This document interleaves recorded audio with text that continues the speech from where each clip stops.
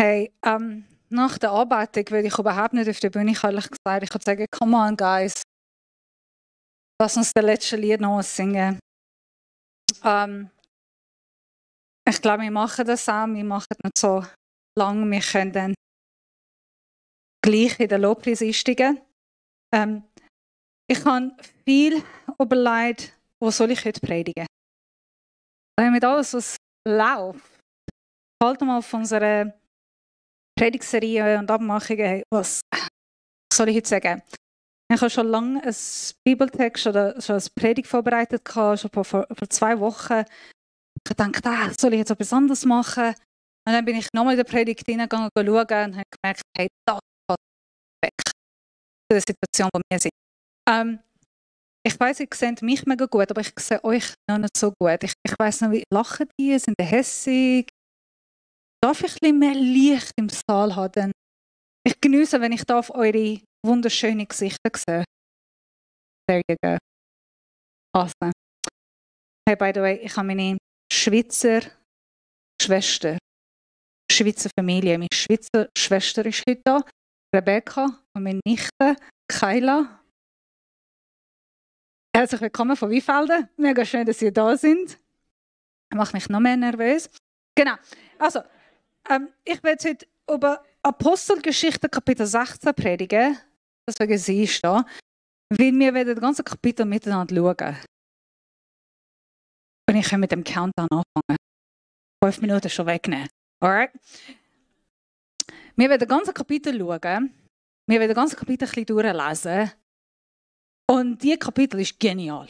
Also die ganze Bibel ist genial, aber dieses Kapitel ist etwas anderes. Es ist erfüllt mit viel Geschichte, viel Lektionen, viel Herausforderungen, viel Bewunderungen und auch Gottes Antwort über alles. Es ist so ein Kapitel mit Geschmack. Es ist, als ob du hast ein 7-Gang-Menü und jeder Gang hat einen anderen Geschmack. Es ist halt, jeder Bibelvers, den du liest, kommt einen anderen Geschmack. Wow.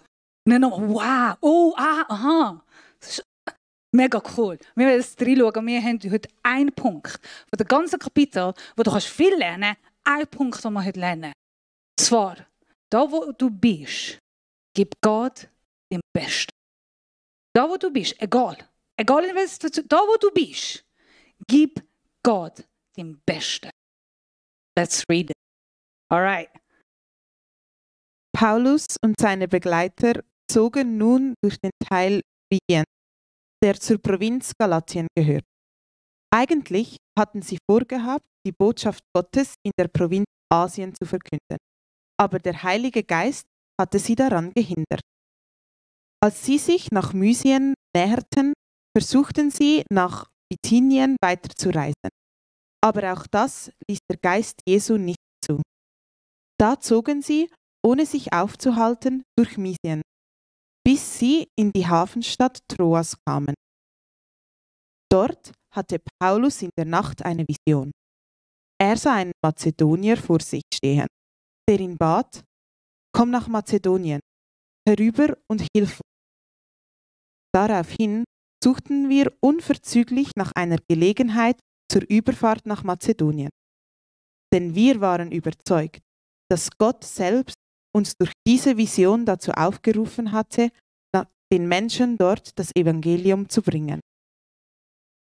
Nachdem unser Schiff von Troas aufgelaufen war, fuhren wir auf direktem Weg zur Insel Samothrake.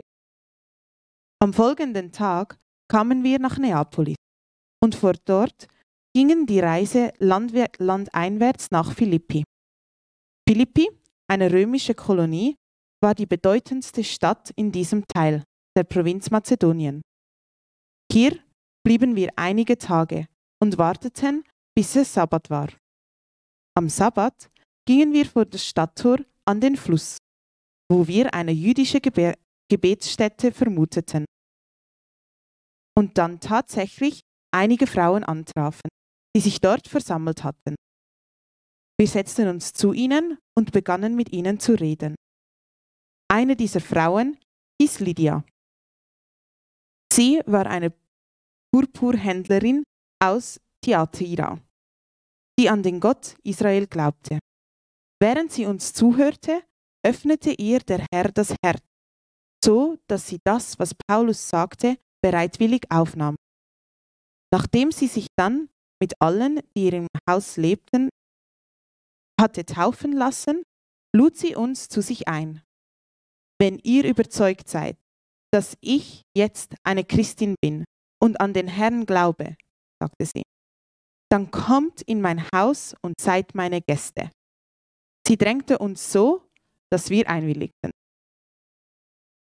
Genial, oder? Danke, merci. Viel besser, als ich machen konnte. Also ich komme nachher wieder auf die Bühne. Kurz. Anfang der Kapitel. Paulus, Lukas und ein paar andere Leute sind unterwegs miteinander. Sie haben vor, nach Asien gehen. Unterwegs hat geheißen, dass der Heilige Geist hat sie abgehalten, verboten, dass sie weitergehen. Die Bibel erklärt nicht, was hat der Heilige Geist gemacht. Wir wissen nicht, wie haben sie herausgefunden, dass sie nicht weitergehen sollen. Das sagt es nicht. Vielleicht haben sie nicht rechtzeitig ihren Flug geschafft, vielleicht der Zug war nicht gewesen, für den Billett ist abgelaufen, vielleicht jemand hat kein Visum bekommen, hat nicht weiterreisen. Aber so wie es tönt, als ob du hast ein Google Map, du bist unterwegs mit dem Auto und der Google Map tut sich nicht updaten, tut nicht den Weg zeigen. Es geht in dieser Richtung, geht in dieser Richtung, aber es ist so gegessen. Und dann sagt, geh links und das Link ist auch nicht, das ist kein Weg, ich kann es nicht links gehen, dann musst du wieder zurück und dann in eine andere Location, gehst du in dieser Location, das stimmt auch nicht. Du tust den Google Map upgraden, so updaten, mal wieder schauen, mit Maps probieren, mit Waze probieren. Es ist einfach, die Navigation ist nicht funktioniert. Wir haben keine Ahnung, was ist los gewesen. Vielleicht war jemand krank gewesen. Vielleicht einfach ein Ort, ist die Grenze zu gewesen. Vielleicht das Schiff ist überbucht gsi. Er ist noch an einem Schiff einsteigen. Wir haben keine Ahnung. Aber ehrlich gesagt, ich glaube nicht, dass der Heilige Geist ist in einer Schiene unterwegs und sagt, jetzt in dieser Stadt dürft ihr nicht rein. Wendet euch und geht auf die nächste Stadt. Nein, ich glaube, es ist tatsächlich, ob es menschlich passiert ist, ob es passiert, wo sie haben einfach gespürt, okay, da kann man nicht, lass uns etwas anderes probieren. Kommt das dir mal bekannt? So eine Situation, wo du bist unterwegs, wo du hast einen Plan, du hast einen Wunsch, du hast alles gemacht, um irgendwo zu gehen und es ist einfach ein Stein nach der anderen Stein, nach der anderen Stein auf deinem Weg. Einfach eine Tür geht zu, nach der anderen Tür und dann etwas passiert und es ist like, hey, come on. Wir haben alles geplant, wir haben alles organisiert, was ist jetzt los? Wieso kommen wir nicht weiter? Und das hast du mal so etwas erlebt in deinem Leben. Jetzt bei dem Thema mit Paulus und Lukas, sie sind geistlich so sensibel gewesen, so wach gewesen, dass sie gerade spüren, das ist der Heilige Geist. Das ist nicht einfach ein Visum oder ein Billett, das abläuft oder ein Schiff, das überbucht ist oder das ist nicht, dass wir sind Sport gewesen, haben wir nicht rechtzeitig an der Location gehen. Hey, ich glaube, das ist der Heilige Geist. Es ist so oft passiert, dass sie warten und sagen, okay, das ist jetzt kein Zufall. Jetzt müssen wir beten und schauen, so gehen so viele Türen zu.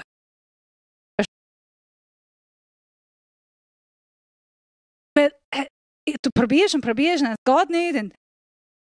Und sie sind dann gewartet und Gott gefragt, okay, Gott, was ist jetzt los? Wieso ist das passiert? Was soll man machen? Wie soll man weitergehen?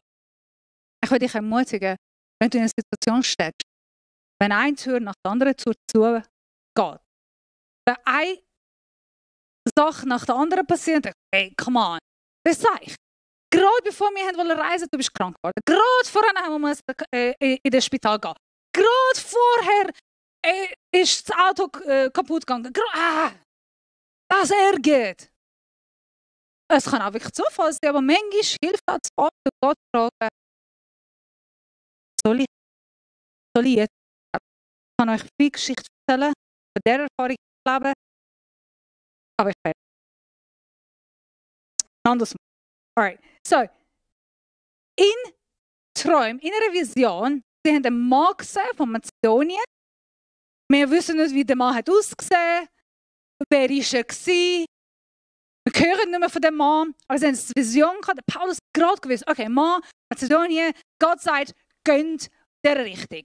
Das ist eine sehr klare Botschaft hier. Vorher war es nicht so klar gewesen. Vorher haben sie immer versucht, das Ort zu finden, zu weitergehen, nichts passiert. Und dann plötzlich kommt eine Vision. Gut. Okay, Jesus, du leitest uns. Heiliger Geist, danke. Wir gehen da, wo du sagst. Wir sind gehorsam. Sie sind weitergegangen, sie sind in der ersten Stadt Philippi angekommen. Die Stadt ist gerade in der Grenze von Mazedonien. Sie sind in diese Stadt hineingekommen, fangen an wie Gewohnheit, ihr System, ihr normalen Alltag, also gehen in die Stadt. Ihr System war, sie suchen das Synagoge. Paulus hat immer, und wir haben den Vers vorher nicht gelesen über Timotheus, überall, wo sie gehen, sie suchen eine Synagoge, sie müssen erst an den Juden Evangelium weiterbringen. Und wenn die Juden Nein sagen, dann gehen sie weiter oder heim. So, sie suchen nach Synagoge. In dieser Stadt hat keine Synagoge gegeben. Von der Geschichte, wir wissen, wenn 10 Juden in der Stadt sind, wenn eine Stadt 10 Juden hat, dann gibt es Synagoge. Wenn keine Synagoge gibt, das heisst, dass die Stadt hat keine 10 Juden. So, die Juden in der Stadt sind sehr wenig. Sie waren ein paar Tage in der Stadt, sie haben nach einer Synagoge gesucht, haben nichts gefunden. Sabbat, was machen sie? Sie gehen an den Fluss. Wieso Fluss? Weil wenn es nur 1, 2 Juden gibt, die würden sich am Sabbat beim Fluss treffen von dem Reinigungsritual. Das wäre dann die Normal. Wenn es würde mal ein Jude geben, wo können Sie den einzigen Jude finden, der Mann von Mazedonien? Bei dem Fluss. Das ist der normale Sabbat-Ritual, das hat ein Jude. Also, mit der Hoffnung, der Mann von der Mazedonien, der Mann von der Vision. Wir finden den Mann, wir gehen 2 bis 3 Kilometer nach Norden, sie gehen auf den Fluss. So weiss ich das. Du kannst Theologie studieren, du lernst all die Geografie. Bringt das so etwas? Nein, nicht wirklich. Aber macht Spaß zu wissen, 3 Kilometer sind gelaufen, er war fit gewesen, sie gehen auf den Fluss. Und was passiert? Kein Jude. Wo ist der Mann von Mazedonien? Er ist nicht da. Was sind da? Gruppe von Frauen. Gruppe von Frauen, die zusammen plaudern. Ah, so gut. Paulus hat sollen denken, Gott, das ist nicht dein Ernst. Nein, das kann jetzt nicht sein. Du hast uns nicht verboten von Asien uns auf Mazedonien gebracht, damit wir mit ein paar Frauen reden. Gott, du hast uns geleitet und geführt und wir sind da hin, wo du hast uns geschickt. Wir haben nicht kommen. Das ist deine Wille. Das ist dein Weg. Und dann keine Synagoge, keine Juden, Frauen. Und die Frauen sind auch nicht Juden. Was würdest du machen? Wärst du frustriert, geärgert? Vielleicht würdest du Gott in Frage stellen. Hey Gott, was ist los mit dir? Oder was ist los mit mir selber? Vielleicht hättest du dich selber in Frage gestellt. Habe ich richtig übersehen? Ist es eine richtige Interpretation von Gottes Leitung? Vielleicht habe ich falsch verstanden. Ich meine, ich suche den Mann von der Mazedonien und der ist nicht da. Nein, Paulus fängt an mit der Frau. Er ist treu, er erzählt seine Geschichte, er erzählt das, was er hat, das, was er erlebt hat. Er gibt das Evangelium weiter an dieser Frau. Fängt an mit ihnen reden. Hey, ihr seid da eine der Frauen der Liebigkeit. Sie ist der Kopf von ihrem Haushalt. Sie ist ein Businesswoman, sie ist ein Marketingwoman. Sie ist sehr gut im Sales. Wir sehen, wie sie tut mit Paulus nachher reden. Hey, wenn du mir glaubst, wenn du glaubst, ich habe Jesus gefunden, wenn du überzeugt bist, dann wirst du zu mir daheim kommen. Wenn du, mega gute Sales-Technik. Für diese Frau, sie weiß, sie ist eine gute Businessfrau. Sie ist wahrscheinlich auch ziemlich reich, weil in ihrem Haus ist ein Gasthaus. Sie hat ein Haus und ein Gasthaus. So, Das ist dermaßen schon eine reiche Frau. So eine Frau kommt zu glauben. Eine Frau. Gut, mit ihrem Haushalt. Okay. That's it. Was machst du, wenn du in einer Situation bist? Und wenn du in einem Ort bist, wo Gott hat dich geführt, dann passiert nicht das, was du erwartet. Ich bin in Weinfelden und in dieser Kirche habe ich eine iranische Frau begleitet. Sie hat Jesus gefunden, sie hat ihr Leben Jesus gegeben. Sie hat 2 Schwestern gehabt. Und die 2 Schwestern sind nicht so mit Glauben, also mit Christentum überhaupt mit Glauben. Sie sind Muslim gewesen, sie haben nicht mehr glauben. Und ich mag mich erinnern, die jüngere Schwester, sie hat Mariam geheißen. Ich habe sie im Auto gehabt, sie ist zu einem Jugendevent gekommen und dann habe ich sie heimgebracht.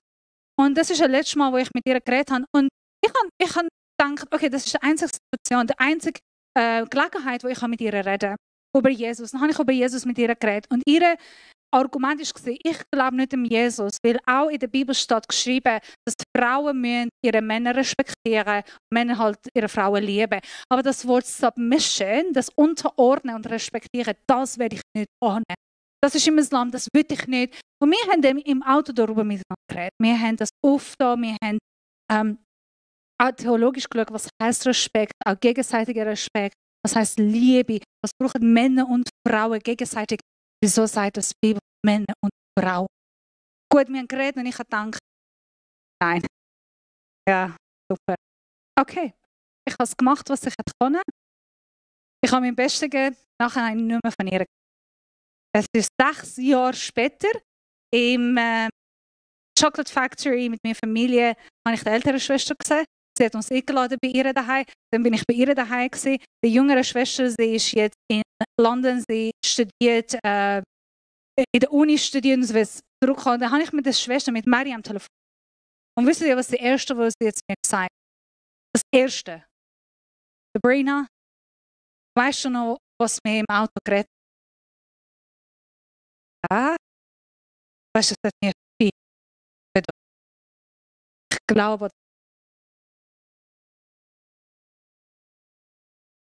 are you kidding me? Yes! Ist es in, like, aber wir haben über so ein Thema geredet, wo das ist für mich. Ich habe gesagt, so dass ich zurück ist, unbedingt bei uns in der Kirche kommen und euch kennenlernen. Ich freue mich von der Frau an Jesus. Was machst du in einer Gelegenheit, wo du denkst, gerade im Auto, das mal mich sehen. Paulus findet sich immer wieder in einer Situation, die nicht so cool aussieht. Und von da, eine Frau gibt ihr Leben Jesus und von da ist bergab. Wird nur schlimm. Nur schlimm.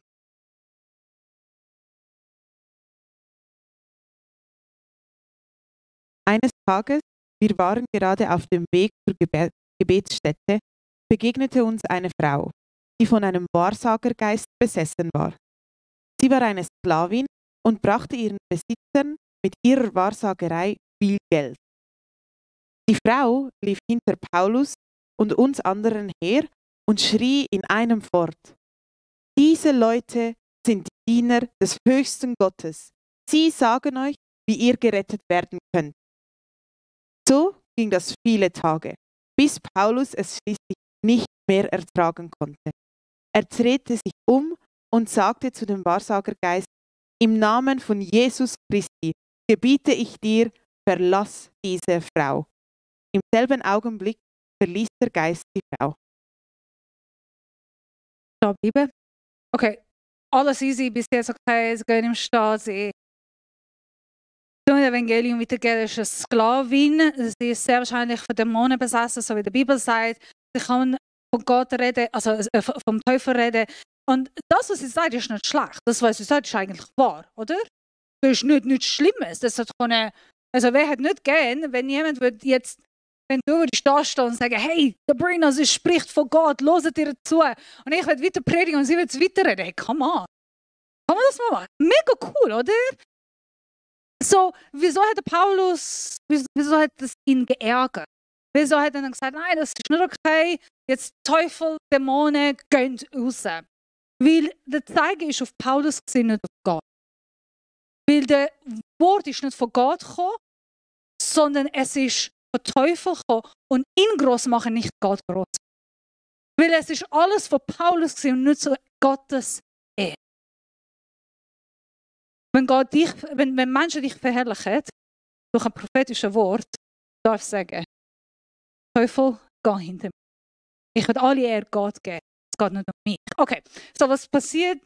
Sie haben, können die austreiben, die Dämonen austreiben. Sie haben eine Frau freigesetzt. Was ist die Belohnung davor? Was passiert mit der? Dass die Frau frei ist? Als die Besitzer der Sklavin begriffen, dass mit dem Wahrsagergeist auch ihre Aussicht auf Gewinn verschwunden war, packten sie Paulus und Silas und schleppten sie zum Marktplatz, wo die Stadtbehörden ihren Sitz hatten. Sie führten sie den beiden Prätoren vor, den höchsten Justizbeamten von Philippi, und sagten: Unsere ganze Stadt ist in Aufruhr wegen diesen Leuten hier. Juden sind sie, und sie propagieren Sitten, die wir als römische Bürger nicht gutheißen können und die wir auf keinen Fall übernehmen dürfen. Als dann auch noch die Volksmenge diesen Anschuldigungen einstimmten, ließen die Prätoren Paulus und Silas die Kleider vom Leib reißen und ordneten an, sie mit der Rute zu schlagen. Nachdem man ihnen eine große Zahl von Schlägen gegeben hatte, ließen die Prätoren sie ins Gefängnis werfen und wiesen den Gefängnisanführer an, die scharf zu bewachen. Das tat dieser dann auch. Er sperrte die beiden in die hinterste Zelle des Gefängnisses und schloss ihre Füße in den Block. Gegen Mitternacht beteten Paulus und Silas. Sie priesen Gott mit Lobliedern und die Mitgefangenen hörten ihnen zu. Plötzlich bebte die Erde so heftig, dass das Gebäude bis in seine Grundmauern erschüttert wurde. Im selben Augenblick sprangen sämtliche Türen auf und die Ketten aller Gefangenen fielen zu Boden. Der Aufseher fuhr aus dem Schlaf hoch, und als er die Türen des Gefängnisses offen sah, zog er sein Schwert und wollte sich töten, denn er dachte, die Gefangenen seien geflohen. Doch Paulus rief so laut er konnte: Tu dir nichts an, wir sind alle noch hier. Da ließ der Aufseher Fackeln bringen, stürzte in das Gefängnis und warf sich zitternd vor Paulus und Silas zu Boden. Während er sie dann nach draußen führte, fragte er sie: Ihr Herren, was muss ich tun, damit ich gerettet werde? Sie antworteten: Glaube an Jesus, den Herrn, und du wirst gerettet werden, du und alle, die in deinem Haushalt leben. Und sie verkündeten ihm und allen, die bei ihm im Haus wohnten, die Botschaft des Herrn.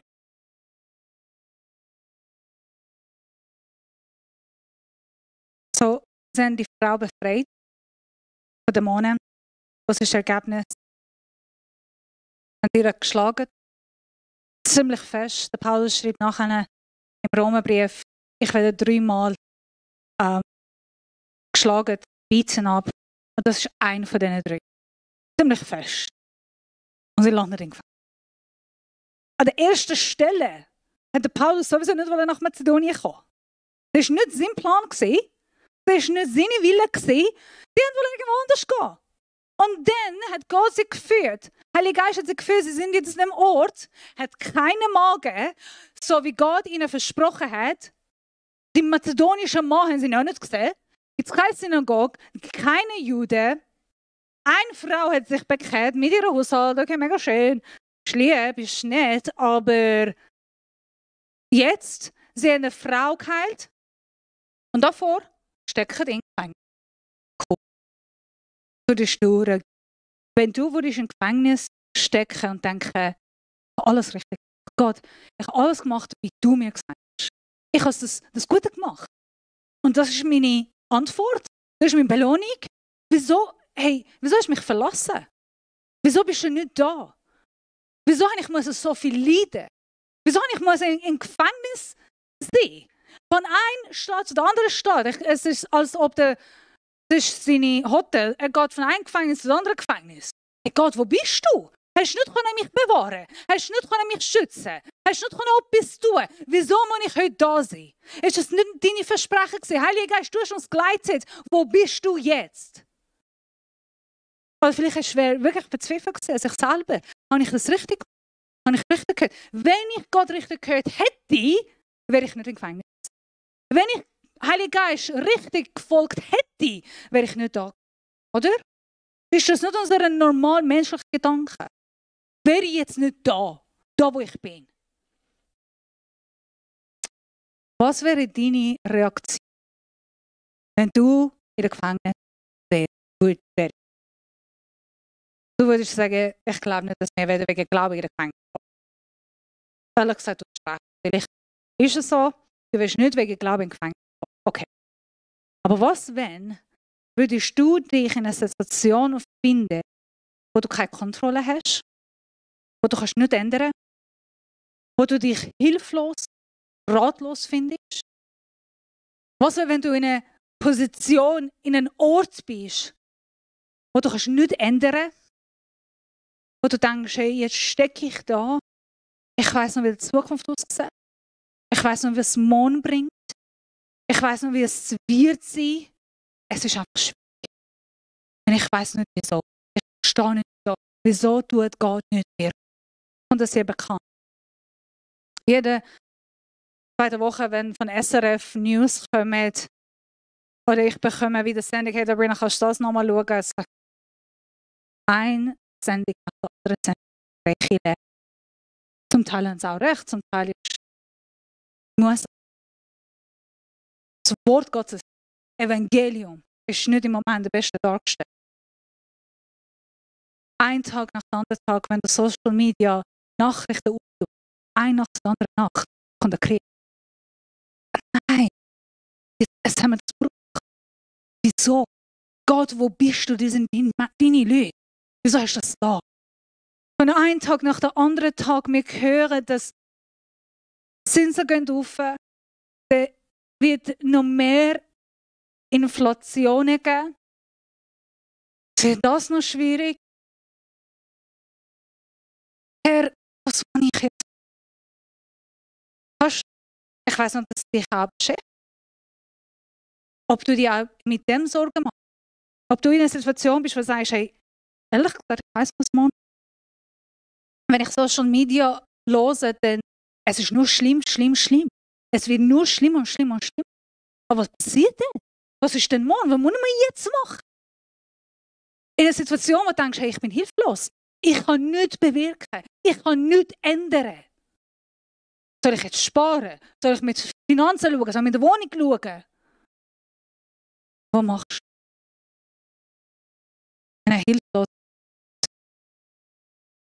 Was hat Paulus, Silas und Lukas? Was sind ihre Reaktionen? In der Mitternacht, 12 Uhr Nacht, sind Gott arbeiten. Mein Bruder ist in Gefängnis gekommen. Wir sind 2 Kollegen. Jeder von ihnen war in Einzelzellen, Einzelhaftgefängnis. Aber ihr Gefängnis ist nebenan. Was haben sie gemacht? Sie haben gesungen. Und dann hat mein Bruder aufgehört zu singen. Ich glaube, sie waren müde. Und der Soldat ist auf seine Tür geklopft und sagt, Herr, nicht auf singen. Singet weiter. Das ist mega schön. Mein Bruder hat angefangen zu beten im Gefängnis. Er ist nach 6 Monaten rausgekommen vom Gefängnis. Ein anderer Kollege von uns ist im Gefängnis gekommen, im gleichen Gefängnis, im gleichen Ort, halt, wo Christen gehen. Und er hat angefangen zu essen. Und die Leute von seinem Zimmer haben mein Kollege, auch Christ, gesagt, hey, bei uns in dieser Zelle, wir tun nicht einfach so essen. Wir beten vor dem Essen. Mein Kollege hat gefragt, ist Ramil vorher, mein Bruder, ist Ramil vorher da gewesen? Ich sage, ja, kennst du den Ramil? Ich sage, ja, ich kenne den Ramil. Hat er euch gelernt, wie könnt ihr beten? Ja, er hat immer vor dem Essen gebetet. Und jetzt haben wir gelernt, wir beten vor dem Essen. Was machst du, wenn du in einer Situation bist, wo hilflos ist, wo ratlos ist, wo sinnlos ist, wo hoffnungslos ist?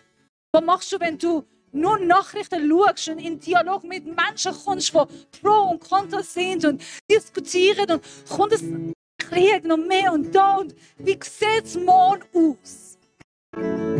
Wie sieht es mit meinen Kindern aus? Wie sieht es mit meiner Familie aus? Was muss ich noch machen? Hast du Sorgen? Hast du Gedanken? Hast du Angst? Bist du hässig? Hast du Zweifel? Du hast Gott noch eine Frage stellen? Die Antwort ist, was machst du in der Situation? Ist arbeiten. I'm not kidding. Kein Witz. Arbeiten. Wieso? Wieso soll ich jetzt arbeiten? Weil Arbeitung bringt Kette auf. Weil Arbeitung in der Mitternacht, wenn alles schlimm ist, wenn du müde bist, wenn alles weh tut, wenn all die Gedanken kommen, du kannst nur mehr schlafen. Wenn schlaflose Zeit kommt, wenn du 12 in der Nacht aufstehst und denkst, ich weiß es nicht jetzt, es ist mir mega schwierig, dann steh auf und fang Gott an arbeiten. Weil Arbeitung beruhigt deine Seele, Arbeitung bringt Frieden, Arbeitung bringt Freude, Arbeitung bringt Freiheit, Arbeitung nimmt deinen Fokus, lenkt den Fokus weg vom Problem zu Gott. Arbeitung sagt, Gott ist groß, Gott ist mächtig, er ist fähig, er ist König, er regiert, Gott ist in Kontrolle. Arbeitung hilft dir weg von den Sorgen und auf Gott. Er ist Antwort.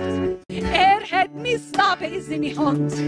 Er kann Wunderwirkungen in deinem Leben. Wenn es schwierig ist, was kannst du machen? Wenn Sorgen kommen, was kannst du machen? Du kannst nicht ändern. Du kannst nichts bewirken, außer auf Gott schauen. Weg von alles, was da ist und deinen Blick auf Gott haben und sagen, du bist Gott, hoch erhoben bist du, König bist du, du regierst, du hast Kontrolle, Gott weiss nicht, wie es weiterkommt. Ich weiss nicht, was bis morgen bringt, aber ich weiss, meine Morgen ist in deine Hände. Mein Leben ist in deine Hände. Meine Familie ist in deine Hände. Du regierst. Du bist König. Nimm an meine Sorgen. Lass uns aufstehen miteinander. Hey, komm, steh mal auf. Bring den Sorgen jetzt von Gott. Bring den Gedanken von Gott. Bring Krieg von Gott. Bring Finanzen von Gott. Bring deine Kinder von Gott. Bring Arbeit von Gott. Bring Ängste von Gott. Negative Gedanken von Gott. Und wir beten, Herr, brich alle Ketten. Bring Freiheit, Jesus. Du bist Alpha und Omega. Du bist König, du bist Herr. Du regierst. Du hast keinen Plan B. Du wirst nicht Überraschungen haben. Du weißt, heute, morgen, unsere Zukunft ist in deinen Händen. Du bist der gleiche Gott gestern, heute und bis die Ewigkeit. Und wir wissen, unser Leben ist nicht in deinen Händen, Jesus. Jetzt in der Arbeitung, wenn wir unseren Fokus auf ihn setzen.